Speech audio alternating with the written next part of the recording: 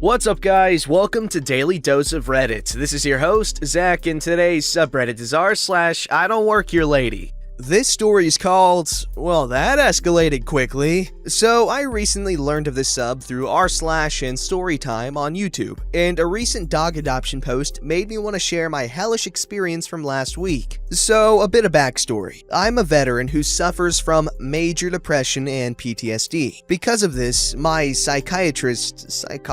I don't know, I get them confused. The therapy one, not the medicine one. Psychologist. Suggested getting a service animal, and she'd write a letter to make it an emotional support animal until it was certified. Luckily, a friend of my mom's was giving away 3 Great Pyrenees Catahoula mixed puppies, which was perfect for me as I herd and haul cattle for work. And both breeds are herding dogs and very intelligent, happy, and lovable, so she'd be able to help me at work and with my PTSD. The characters are pretty self-explanatory, but I'll mention that Sadie is my pup, the goodest, clumsiest pup that ever pupped. Normally, my company lets me bring Sadie with me, and she'll ride in my truck or hang out in the shop with our mechanic's dog. But my girlfriend usually spends Friday through Sunday at my place, and Sadie latched onto my girlfriend immediately when they met, and they were both cuddled up asleep and looked way too cute to wake up. So I left Sadie with her for the day, knowing she won't mind as she has a Great Dane and loves big puppies. After work, I called my girlfriend to let her know I was heading home. She said she was taking care of the horses.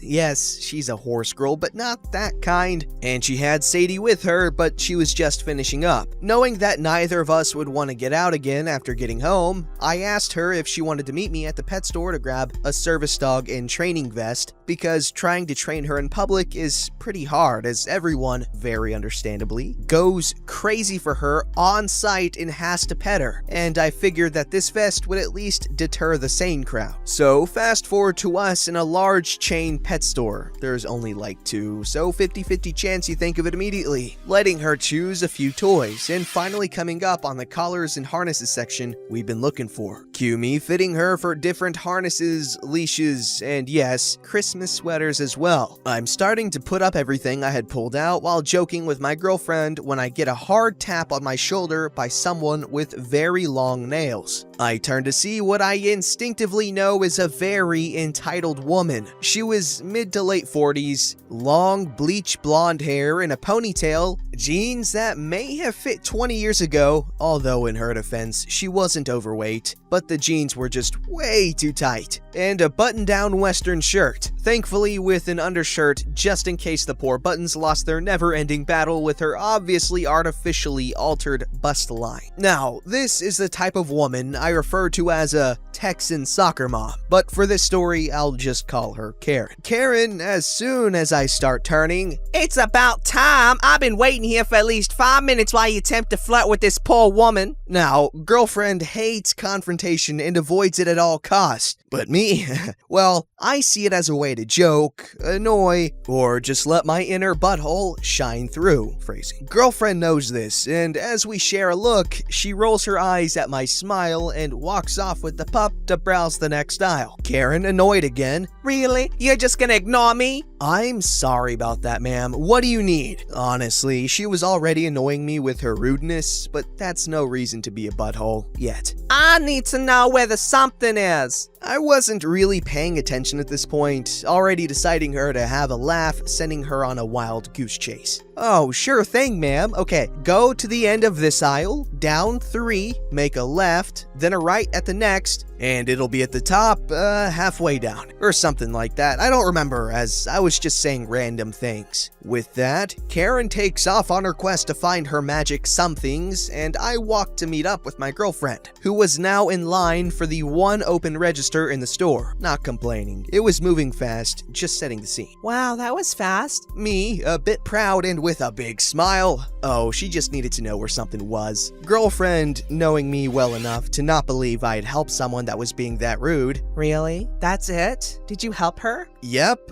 I was a bit rude back though. Karen, immediately after, almost cutting into my sentence with who I assume is the manager. That's him right there, and he's still harassing this poor woman too. I want him fired right now. He gave me wrong directions to the aisles that don't even exist just to get rid of me to flirt with this poor woman more. My girlfriend, who was visibly annoyed with me. What? Giving her wrong directions is a type of rude. Now, Karen coming up with the manager just made me smile more, which of course annoyed my girlfriend more, but I couldn't help it. This was too funny. Store manager says to Karen, "Ma'am, I've never seen him before. He doesn't work here." And to my girlfriend, "Ma'am, is this man bothering you?" Yes, but no more than usual. With a big smile on her face, thinking that she was funny. Then why do you smell like an animal? "Ma'am, that's obviously a cow smell. We don't sell cattle." Karen, giving up on the manager and turning to me. You don't work here. Why didn't you just tell me? "Why didn't you just ask?" That is no excuse not to tell me. I would have taken a lot less time. Yeah, but it wouldn't be as fun. Hopefully next time you speak to a worker or a stranger, he won't be so rude. Karen, screeching a little at this point. Where do you work? I'll call the manager there to complain about you. And she even admitted that you usually bother her, so I'll tell him about your stalking too. Okay, at this point, we were next in line, and I didn't have any plans on staying to argue, but what she just said made me laugh right in front of her.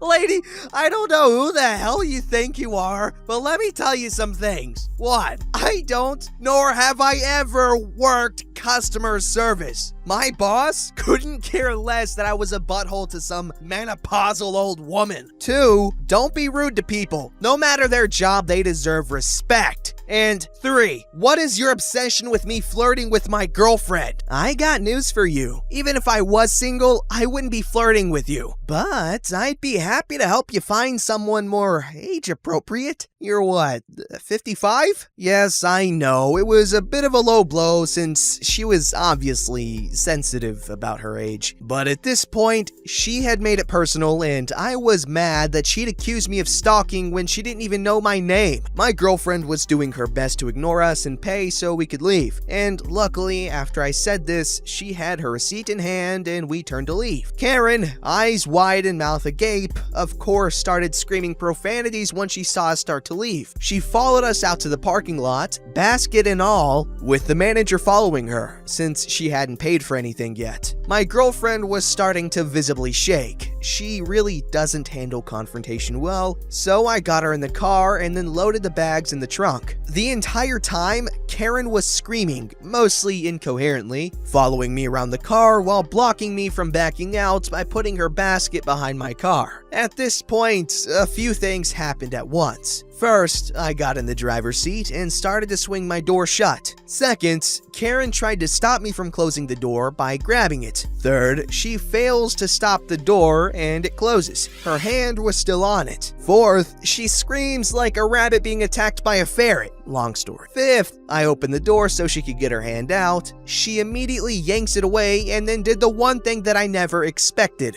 After getting her hand crushed in the door, this idiot tries to stop me from closing the door. Again, with her knee this time. What the flippity-doo-dah? She's definitely got determination, I'll give her that. Of course, it didn't really close all the way this time, but I was mad and slammed it so it closed hard and fast and was probably still pretty painful. Now I'm laughing again, not at her getting hurt, but because as I looked back to tell the manager she may need help back to the store, I saw him already halfway back to the store with her basket. The entire situation was just so unbelievably absurd. At this point, my girlfriend was crying and holding Sadie really tight. So I shut my door, made sure no body parts were in it this time, and backed out. Careful not to run over Karen. Although, admittedly, at this point, it'd be a lie to say I wasn't tempted. It's been a week now, and while I expected to get summons of a letter from a lawyer or something, nothing has happened, and that's fine because I don't think you can get in trouble for hurting someone while they try to restrain you from leaving. I should also say that no, I don't particularly feel bad about anything that happened to Karen, but I feel horrible for putting my girlfriend in this situation and apologized at least 100 times this week. We're good, but I gotta be on my best behavior in public for a while. Dang, calm down there, Kiryu. Bashing people's skulls in with car doors, I see.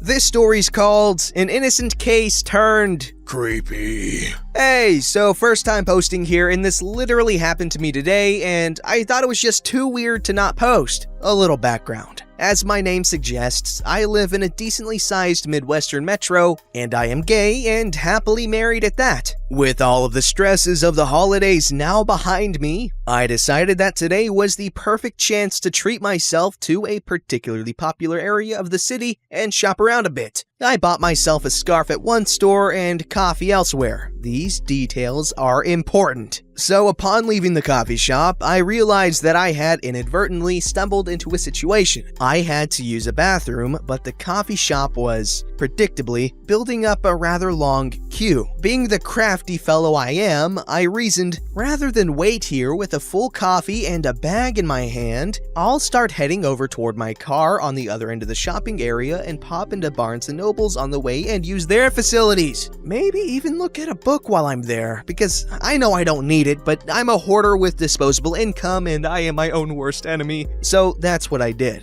Upon entering the bathroom, several things had become very apparent to me. 1. I was not alone as both stalls were taken. 2. The counter was wet because of course it was. And 3. While I could set the coffee cup down and it wouldn't be hurt by the accumulation of liquids on said counter, I was also carrying a small paper bag which, as we all know, isn't known for its water repellent properties. Just as I was working out how to operate the urinal while simultaneously holding the bag in a way that wouldn't result in an unfortunate accident, I heard the man in the handicap stall exit. I didn't really acknowledge him and simply entered, leaving my cup on the counter and taking my bag in with me. It should be noted that I had one earbud in this entire time, leaving only one ear free, while the other ear was jamming out to Sondheim. While I'm in the stall, listening to a Randy maid singing about maybe settling down but not really, I hear a man shouting loudly in the bathroom. I paid him no mind, thinking his friend was in the other stall. I was wrong. Before I knew it, he was hitting the door of my own stall, which was the moment I knew that the person he was shouting to was me. Oh, the honor. I replied with a resoundingly confident, huh? As I made out what he was saying was something along the lines of, thank you for cleaning up in there. It was at this point I realized the floor was a mess with toilet paper. Upon my exit of the bathroom stall, still baffled but seeing where this was most likely going, I look at this man in his late 20s, early 30s, give him a look that could only say, I'm a very socially awkward human and I have no idea what you're going on about. And it immediately hits him.